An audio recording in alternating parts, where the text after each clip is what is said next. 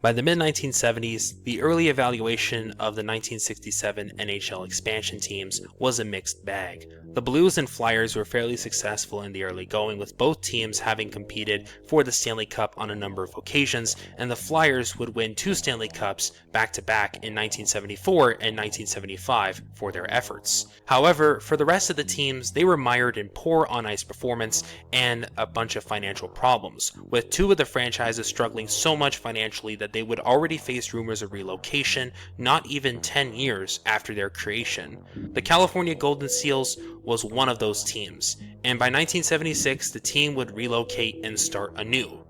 Or so the NHL thought. Hello everyone, my name is King Gratz and welcome back to the channel, guys. This is part 2 of the story of the California Golden Seals, and this will be picking up right from where I left off in part 1. So if you haven't watched part 1 yet, please go and check out that video. There's a lot of important information in that one, and let's get into it. As I mentioned, the NHL had control of the Golden Seals back in 1975-ish, where essentially the previous owner, Charlie Finley, would sell the team back to the NHL after not seeing much improvement for the team financially speaking.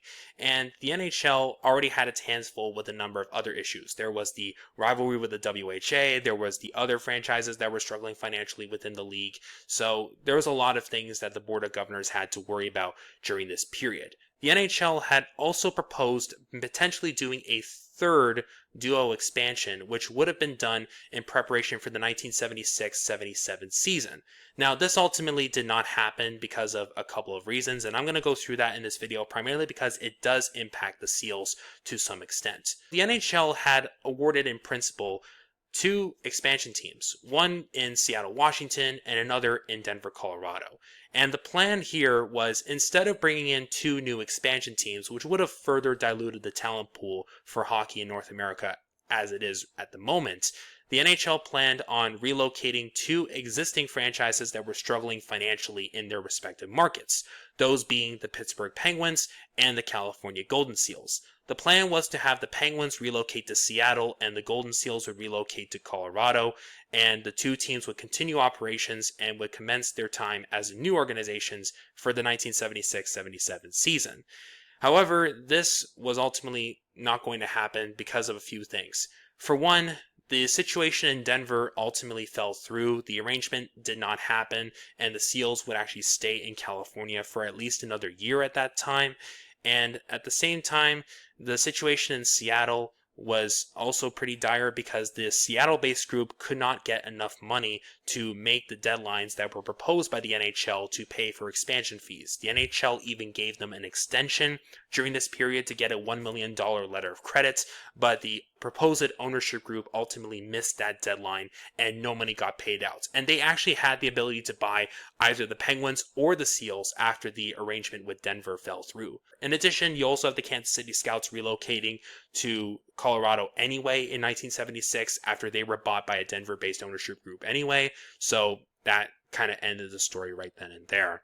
Now back to the Seals. The Denver agreement was also with a caveat here, because the NHL said that if the Denver arrangement fell through, like it did, then the NHL would hold on to the Seals for basically 1 season.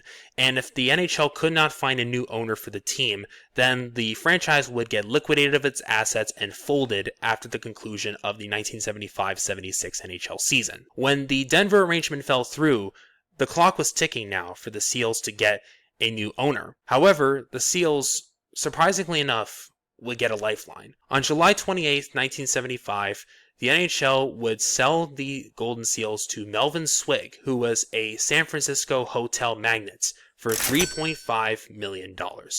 Now, his group actually consisted of a bit of a consortium here. He actually had minority owners George and Gordon Gund, better known as the Gunn brothers. I'm not sure if you know about them. And Swig's plan was to build a brand new hockey arena in San Francisco and relocate the Seals back to the opposite side of the bay and play in this new stadium. However, the proposed plans to build the new arena were shot down after the mayoral elections for San Francisco in 1975, and as a result, the rejection of these plans would lead to the NHL finally opening the door to relocating the Seals out of state.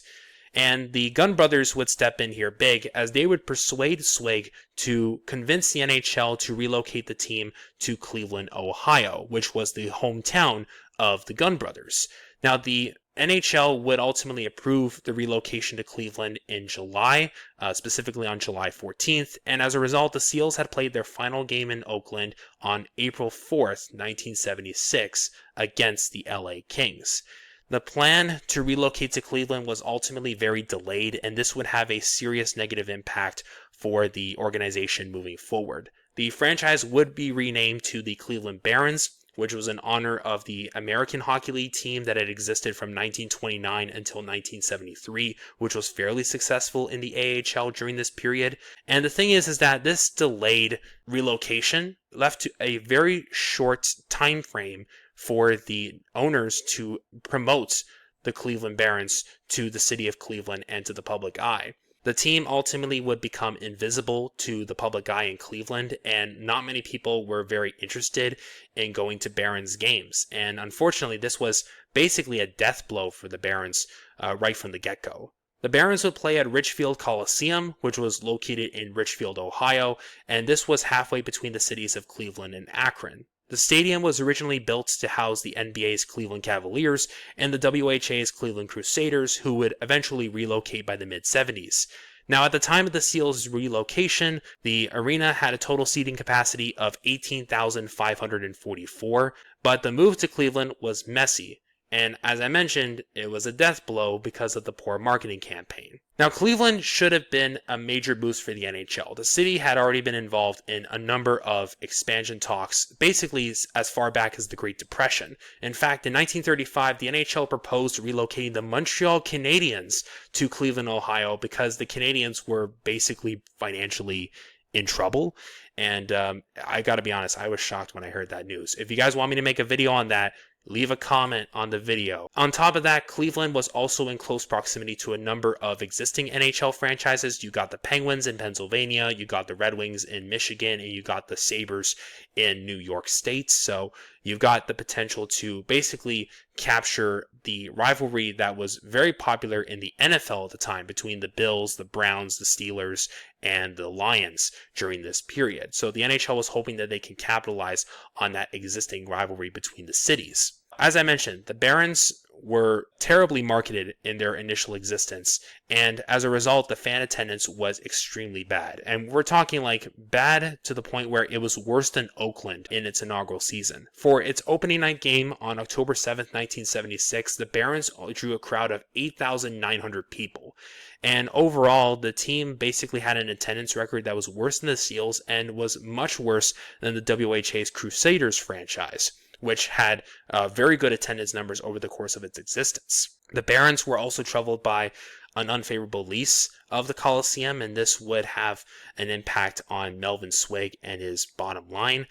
By January of 1977, which was at the time holding the NHL's All-Star break, Melvin Swig actually hinted at the idea of even folding the Barons mid-season because he was genuinely concerned that he could not make payroll for his roster. And the NHL essentially was asked if he could be given a lifeline, but the League Board of Governors decided against it, mainly because they thought that Swig was exaggerating the situation and that the situation actually wasn't as bad than what it really was, and things would only get worse from there. Fast forward about a month later, and the Barons had accrued a deficit of $2.4 million, and Swig would not be able to pay his workers at the stadium for 2 months. The players were even asked to take a 27% pay cut, which was ludicrous at that time, considering, the rivalry with the WHA. And the players, of course, were like, hell no, and they even had a players' strike before a home game against the Rockies. This was a super bad look for the NHL at this time, and Swig basically had no choice but to look for help from within, and he ultimately got help from the NHLPA, who agreed to help the Barons basically make payroll and pay off the players for the remainder of the season. The other 17 owners in the NHL would put in $20,000 each, Swig would put in $350,000, and the NHLPA would cover the rest of the cost, putting in $600,000 in order to cover the player contracts for the rest of of the year. The players basically had no motivation to play, and the Barons basically stunk for their entire inaugural season. They finished with one of the worst records in the NHL that year, finishing with just 25 wins, 42 losses, and 13 ties. And the debt that Swig had accrued during that inaugural season would ultimately have him sell the remaining of his interests to the Gunn brothers. So the Gunn brothers would now become majority owners of the Cleveland Barons. The Gunn brothers were hoping to make things work, and they would pour a good amount of money into the organization in the hopes of making them better on the ice, with the hope of improving fan attendance. And also they were looking for other avenues to try and promote the team. And the thing is, this kind of worked to a certain degree. The franchise would pick up some pretty stunning victories against some NHL contenders at the time, like the Sabres, the Islanders, the Leafs, and the Habs. And the organization would see some attendance bumps. In fact, their record for fan attendance at a home game was when they drew 13,110 fans for a game against the Philadelphia Flyers. And that's pretty good, right? And then the team decided to nosedive for the rest of the year, and they finished at the bottom of the league standings again. And of course, people did not want to show up. The team would finish with a record of 22 wins, 45 losses, and 13 ties. And once again, the team was bleeding a lot of money.